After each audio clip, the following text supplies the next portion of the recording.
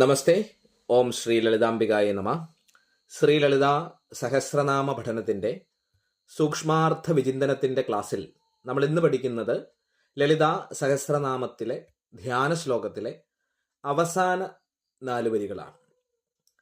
വരികൾ: അരുണാം കരുണ തരംഗിതാക്ഷീം ധൃത പാശ അങ്കുശ പാശാങ്കുശ പുഷ്പബാണചാപാം അണിമാദിഭിരാവൃതാം മയൂഖൈ രഹമിത്യേവ വിഭാവയേ ഭവാനി. അരുണാം കരുണാതരംഗിതാക്ഷീം ധൃതപാശാങ്കുശപുഷ്പബാണചാപാം അണിമാദിഭിരാവൃതാം മയൂഖൈ രഹമിത്യേവ വിഭാവയേ ഭവാനി. ഇത് മയൂഖൈ അവിടെ ഒന്ന് നിർത്തിയിട്ട് അഹമിത്യേവ വിഭാവയേ ഭവാനി എന്ന് പറയാറുണ്ട്. മയൂഖൈ രഹമിത്യേവ വിഭാവയേ ഭവാനി എന്നും പറയാറുണ്ട്.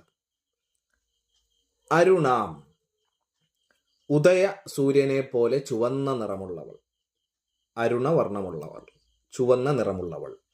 കരുണ, ദയ, കാരുണ്യമുള്ളവൾ.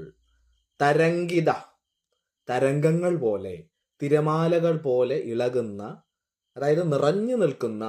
അക്ഷീം, കണ്ണുകളോട് കൂടിയവൾ. അക്ഷി എന്ന് പറഞ്ഞാൽ കണ്ണുകൾ. അതായത് ദയയും കാരുണ്യവും ഒരു കടലിൽ തിരമാലകൾ എന്നതുപോലെ അമ്മ ലളിതാംബികയുടെ കണ്ണുകളിൽ നിറഞ്ഞു നിൽക്കുന്നു. ഭക്തനെ കാണുമ്പോൾ, ഭക്തന്റെ നാമജപം കേൾക്കുമ്പോൾ, ഭക്തന്റെ ഉപാസന കണ്ട് അമ്മയുടെ കണ്ണുകള് കടലിലെ തിരമാലകൾ എന്നതുപോലെ, കരുണയാകുന്ന കടലിലെ, ദയയാകുന്ന കടലിലെ, കാരുണ്യമാകുന്ന കടലിലെ തിരമാലകളാണ് അമ്മയുടെ കണ്ണുകൾ. ധൃത, ധൃത എന്ന് വെച്ചാൽ എന്താ? പിടിച്ചിരിക്കുന്ന, ധരിച്ചിരിക്കുന്ന. ഇത് എവിടെയാ പിടിച്ചിരിക്കുന്നത്? കൈകളിലാണ് അമ്മ പിടിച്ചിരിക്കുന്നത്. എന്തൊക്കെയാണ്? ധൃത പാശ, പാശം എന്ന് പറഞ്ഞാൽ കയർ. ഈ കയറ് രാഗത്തെ സൂചിപ്പിക്കുന്നതാണ്. അങ്കുശം, തോട്ടി, ആനത്തോട്ടി എന്ന് പറയും. ദ്വേഷത്തെ നിയന്ത്രിക്കുന്നതിന് സൂചിപ്പിക്കുന്നതാണ് ആനത്തോട്ടി. അല്ലെ, ആന വളരെ വലിയ ശരീരമുള്ള ഒരു മൃഗമാണ്, നമുക്കറിയാം. അതിനെ പാപ്പാൻ വളരെ ചെറിയ ഒരു ആനത്തോട്ടി കൊണ്ടിട്ടാണ് നിയന്ത്രിക്കുന്നത്. അപ്പൊ നമ്മളുടെ ആ ഒരു ദ്വേഷത്തെ, അല്ലെങ്കിൽ ആ ഒരു ദേഷ്യത്തെ, ആ ഒരു ക്രോധത്തെയൊക്കെ അമ്മയുടെ ഉപാസന നമ്മൾ ചെയ്തു കഴിഞ്ഞാൽ അമ്മ തന്നെ കൺട്രോൾ ചെയ്യും എന്നുള്ളതാണ് അതിൻ്റെ സാമാന്യാർത്ഥം. പുഷ്പബാണ, പൂവമ്പുകൾ. പൂവമ്പുകൾ ഇവിടെ 5 ഇന്ദ്രിയങ്ങളെ ആയിട്ടാണ് സൂചിപ്പിക്കുക. കണ്ണ്, ചെവി, നാക്ക്, മൂക്ക്, ത്വക്ക്. ഇതിലൂടെയാണ് വിഷയങ്ങൾ നമ്മൾ ആഹരിക്കുന്നത്. പുഷ്പബാണ ചാപാം, അവിടെ എന്തുണ്ട്? ഒരു വില്ലുണ്ട്. അമ്പ് തൊടുക്കണമെങ്കിൽ എന്ത് വേണം? വില്ല് വേണം. അത് മനസ്സാണ്. അപ്പോൾ കണ്ണിലൂടെ കാണുന്നതും, ചെവിയിലൂടെ കേൾക്കുന്നതും, മൂക്കിലൂടെ മണക്കുന്നതും, നാവിലൂടെ രുചിക്കുന്നതും, ത്വക്കിലൂടെ സ്പർശിക്കുന്നതെല്ലാം മനസ്സിലാണ് വരിക.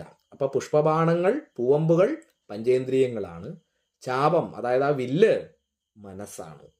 അണിമാതി, അണിമ മുതലായിട്ടുള്ള 8 സിദ്ധികളെ പറ്റിയിട്ടാണ് ഇതിൻ്റെ അകത്ത് പറയുക.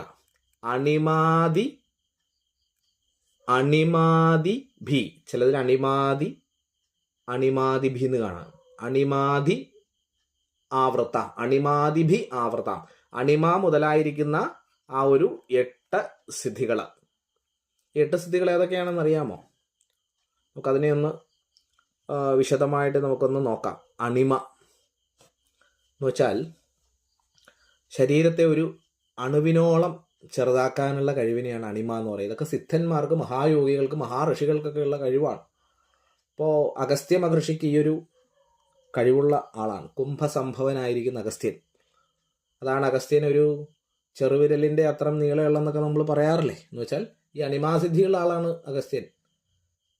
അണിമ, ഗരിമ, ഈശിത്വം, വശിത്വം, ലഹിമ, പ്രാപ്തി, പ്രകാശ്യം, അങ്ങനെ പല സിദ്ധികൾ അഗസ്ത്യനുണ്ട്. അപ്പം നമ്മൾ അങ്ങനെ പല ഋഷികൾക്കുണ്ട്. അപ്പോൾ ഇവിടെ അണിമ എന്ന് പറഞ്ഞാൽ ശരീരത്തെ ഒരു അണുവിനോളം ചെറുതാക്കാനുള്ള കഴിവാണ്. അഷ്ടസിദ്ധികൾ ഒന്നാമത്തത്. മഹിമ, ശരീരത്തെ എത്ര വേണമെങ്കിലും വലുതാക്കാനുള്ള കഴിവ്. ഭക്ത ഹനുമാൻ ഉണ്ടായിരുന്ന കഴിവ്. ഹനുമാൻ ശ്രീലങ്കയിൽ ചെന്നിട്ട് രാവണന്റെ സദസ്സിൽ വെച്ച് അദ്ദേഹത്തെ പിടിച്ചുകൊണ്ട് വരുന്നു, വാലയിൽ തീ കൊളുത്തുന്നു. കഥ നമ്മൾ വായിച്ചിട്ടുണ്ട്. ആ സമയത്ത് ശരീരത്തെ വളരെ പർവ്വത ആകാരമായി വലുതാക്കിക്കൊണ്ട് അദ്ദേഹം അവിടെയെല്ലാം ചാടി നടന്ന് ലങ്ക ചുട്ടരിച്ച കഥ നമുക്കറിയാം. അപ്പം ഇത്തരത്തിൽ ശരീരത്തെ വലുതാക്കാനുള്ള കഴിവ്, ഗരിമ എന്ന് വെച്ചാൽ ശരീരത്തിൻ്റെ ഭാരം എത്ര വേണമെങ്കിലും വർദ്ധിപ്പിക്കാനുള്ള കഴിവിനെയാണ് ഗരിമ എന്ന് പറയുക.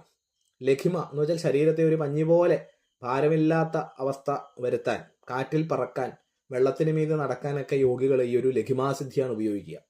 പ്രാപ്തി എന്ന് വെച്ചാൽ ഒരു തടസ്സമില്ലാതെ എവിടെയും ആഗ്രഹിക്കുന്ന ഏത് സ്ഥലത്തും എത്താനും കാര്യങ്ങൾ നേടിയെടുക്കാനുള്ള കഴിവിനെയാണ് പ്രാപ്തി എന്ന് പറയുക. പ്രകാശ്യം, എന്താ പ്രകാശ്യം എന്ന് പറഞ്ഞാൽ നമ്മൾ ആഗ്രഹിക്കുന്ന ഏത് രൂപം സ്വീകരിക്കാൻ ഉള്ള കഴിവ്. ഭൂമിക്കടിയിലൂടെ, വെള്ളത്തിനടിയിലൂടെ ഒക്കെ സഞ്ചരിക്കാനുള്ള കഴിവെന്നൊക്കെ ഇതിനെപ്പറ്റി പറയാറുണ്ട്. പല രൂപങ്ങൾ മാറാൻ പറ്റും. ഈശത്വം എന്ന് വെച്ചാൽ ഈ പ്രകൃതിയുടെ മേലും സകല ജീവജാലങ്ങളുടെ മേലും സകല ചരാചരങ്ങളുടെ മേലും ആധിപത്യം സ്ഥാപിക്കാനുള്ള കഴിവിനെയാണ് ഈശത്വം എന്ന് പറയാം. വശിത്വം എന്ന് പറഞ്ഞാൽ എന്താ? വശീകരിക്കാനുള്ള, സകലതിനെയും തന്നിലേക്ക് ആകർഷിക്കുവാനും നിയന്ത്രിക്കുവാനുമുള്ള കഴിവിനെയാണ് വശിത്വം എന്ന് പറയാം. അപ്പം ഇത്തരത്തിലുള്ള സിദ്ധികളൊക്കെ ചേർന്നവളാണ് ആര്? അമ്മ ലളിതാംബിക. അതാണ് അണിമാതിഭിരാവൃതാം. അണിമാതിഭിരാവൃതാം എന്നതിൻ്റെ അകത്ത് പറഞ്ഞിരിക്കുന്നത് അണിമാതിഭി ആവൃതാം. മുറിച്ച് പറയുമ്പോൾ അണിമാതിഭി ആവൃതാം. അണിമ മുതലായിരിക്കുന്ന ഈ 8 സിദ്ധികളും ആവൃതാം, ഇതോട് കൂടിയവള്, ചുറ്റപ്പെട്ടവള് ആവൃതാം. മയൂഖൈ, കിരണങ്ങളാൽ, അഹം, ഞാൻ, ഇതി ഏവ, എന്ന് തന്നെ, വിഭാവയെ, ധ്യാനിക്കുന്നു, ഭാവിക്കുന്നു. ഭവാനിയെ ഞാൻ ധ്യാനിക്കുന്നു എന്നാണ്. അപ്പം ഇവിടെ അഹമിത്യേവ വിഭാവയെ എന്നൊരു പ്രയോഗമുണ്ട് അല്ലേ ലാസ്റ്റ്. എന്ന് വെച്ചാൽ ദേവി എന്നിൽ നിന്നും വേറിട്ടവളല്ല, എൻ്റെ ആത്മചൈതന്യം തന്നെയാണ് ദേവിയിൽ ഉറപ്പിച്ചിരിക്കുന്നത് അല്ലേ. അമ്മ തന്നെയാണ് ഞാൻ തന്നെയാണ് അമ്മ. അദ്വൈതാവസ്ഥ എന്ന് പറയും. അപ്പോൾ ഇതാണ് ഇതിൻ്റെ ഒരു സൂക്ഷ്മാർത്ഥത്തിലേക്ക് നമ്മൾ പോയി കഴിഞ്ഞാൽ നമുക്ക് മനസ്സിലാക്കാൻ കഴിയുന്നത്. അപ്പോൾ ഇവിടെ നമ്മളിത് അഷ്ടസിദ്ധികളെ പറ്റിയിട്ടുള്ള കാര്യങ്ങൾ വളരെ വിശദമായിട്ട് ഇതിൻ്റെ അകത്ത് വിവരിച്ചിട്ടുണ്ട്. അപ്പോൾ ദേവിയുടെ ധ്യാന ശ്ലോകത്തിൽ അവസാനം വരുന്ന 4 വരികളാണ് നമ്മൾ ഈ പറഞ്ഞത് അല്ലേ. അപ്പോൾ ഒന്നുകൂടി ഒന്ന് പറഞ്ഞു കഴിഞ്ഞാൽ അരുണാം കരുണാതരംഗിതാക്ഷിം ധൃതപാശാങ്കുശ പുഷ്പബാണചാപാം അണിമാതിഭിരാവൃതാം മയൂഖൈ അഹമിത്യേവ വിഭാവയെ ഭവാനി. കൂട്ടിച്ചേർക്കുകയാണെങ്കിൽ അണിമാതിഭിരാവൃതാം മയൂഖൈരഹമിത്യേവ വിഭാവയെ ഭവാനി എന്നും നമ്മൾ അത് വായിക്കും. അരുണാം, ഉദയസൂര്യനെ പോലെ ചുവന്ന നിറമുള്ളവളും, കരുണാതരംഗിതാക്ഷിയും, കരുണയാകുന്ന തിരമാലകൾ പോലെ ഇളകുന്ന കണ്ണുകളോടുകൂടിയവളും, ധൃതപാശാങ്കുശ പുഷ്പബാണചാപാം, കൈകളിൽ പാശം, കയർ, അങ്കുശം, തോട്ടി, ആനത്തോട്ടി, പുഷ്പബാണങ്ങൾ 5 ഇന്ദ്രിയങ്ങളെ സൂചിപ്പിക്കുന്നു, കരിമ്പിൻ വില്ല് മനസ്സിനെ സൂചിപ്പിക്കുന്നു എന്നിവ ധരിച്ചവളും, അണിമാതിഭിരാവൃതാം മയൂഖൈ, അണിമ തുടങ്ങിയിരിക്കുന്ന സിദ്ധികളോട് കൂടിയിട്ടുള്ള കിരണങ്ങളാൽ ചുറ്റപ്പെട്ടവളും, അണിമാതിഭിരാവൃതാം മയൂഖൈ, കിരണങ്ങൾ മയൂഖൈ, അഹമിത്യേവ വിഭാവയെ ഭവാനി, ആ ദേവി, ആ ഭവാനി ഞാൻ തന്നെയാണെന്ന് ഞാൻ അറിയുന്നു, ഞാൻ ധ്യാനിക്കുന്നു എന്നൊരർത്ഥമാണ് ഇവിടെ പറയുന്നത്. ഇപ്പം നമ്മളിവിടെ ധ്യാന ശ്ലോകത്തിൻ്റെ 4 ഭാഗങ്ങളും ക്ലാസ്സുകളിലായിട്ട് വിവരിച്ചിട്ടുണ്ട്. അതിലെ 1-ാം ശ്ലോകം അല്ലെ നമ്മൾ ആരംഭിക്കുന്നത് എങ്ങനെയാണെന്ന് പറഞ്ഞു. അസ്യ ശ്രീ ലളിതാ സഹസ്രനാമ സ്തോത്ര മഹാമന്ത്രസ്യ വശിന്യാദിവാഗ്ദേവതാ ഋഷയ അനുഷ്ടുപ് ഛന്ദ ശ്രീ ലളിതാ പരമേശ്വരീ ദേവത എന്ന് പറഞ്ഞിട്ടാണ് നമ്മൾ തുടങ്ങുക. ഞാൻ ചൊല്ലാൻ പോകുന്നത് ലളിതാ സഹസ്രനാമമാണ്. അത് എഴുതിയിരിക്കുന്നത് വശിന്യാദി തുടങ്ങിയിരിക്കുന്ന വാഗ്ദേവതകളാണ്. അത് അനുഷ്ഠുപ്പ് എന്നൊരു ഛന്ദസ്സിലാണ് ഞാൻ ചൊല്ലുന്നത്. അതിലെ പരാമർശിക്കപ്പെടുന്ന ദേവത ആരാണ്? ലളിതാ പരമേശ്വരിയാണ് എന്നുള്ളതാണ് അതിൻ്റെ അർത്ഥമൊക്കെ വിശദമായി നമ്മൾ പറഞ്ഞു. അതിന് ശ്ലോകത്തിലെ 1-ാം ഭാഗം സിന്ധൂരാരുണ വിഗ്രഹാം ഹൃദയന മാണിക്യമൗലിസ്ഫുരത്താരാനായകശേഖരാം സ്മിതമുഖീം ആപീനവക്ഷോരുഹാം പാണിഭ്യാമളിപൂർണരത്നചഷകം രക്തോൽപലം ബിഭ്രതീം സൗമ്യാം രത്നഘടസ്ഥരക്തചരണാം ധ്യാ വിശദമായ അർത്ഥം നമ്മൾ പറഞ്ഞു. രണ്ടാം ശ്ലോകം. ധ്യായേത് പദ്മാസനസ്താം വികസിതവദനാം പത്മപത്രായദാക്ഷീം ഹേമാഭാം പീതവസ്ത്രാം കരകലിതലസത് ഹേമപത്മാം വരാംഗീം സർവാലങ്കാരയുക്താം സതതമഭയതാം ഭക്തനമ്രാം ഭവാനിം ശ്രീവിദ്യാം ശാന്തമൂർത്തിം സകലസുരനുതാം സർവസമ്പത്പ്രദാത്രീം. മൂന്നാം ഭാഗം. സകുങ്കുമവിലേപനാമളികചുംബികസ്തൂരികാം സമന്തഹസി ദക്ഷണാം സസരജാപപാശാങ്കുശാം അശ്ലേഷജനമോഹിനീയരുണമാല്യഭൂഷോജ്വലാം ചിലയിടങ്ങളിൽ ഭൂഷാംബര ജപാകുസുമഭാസുരാം ജപവിധോ സ്മരേതംബിക. ധ്യാനശ്ലോകത്തിന്റെ നാലാം ഭാഗം നമ്മൾ ഇന്ന് പഠിച്ചത്. അരുണാം കരുണാതരംഗിതാക്ഷിം ധൃതപാശാം കുശപുഷ്പബാണചാപാം അണിമാദിഭിരാവൃതാം മയൂഖൈ അഹമിത്യേവ വിഭാവയേ ഭവാനി. ഈ ഭവാനിക്ക് പകരം ചില സ്ഥലങ്ങളിൽ പാഠഭേദമായി മഹേഷീം എന്ന് ഉപയോഗിക്കാറുണ്ട്.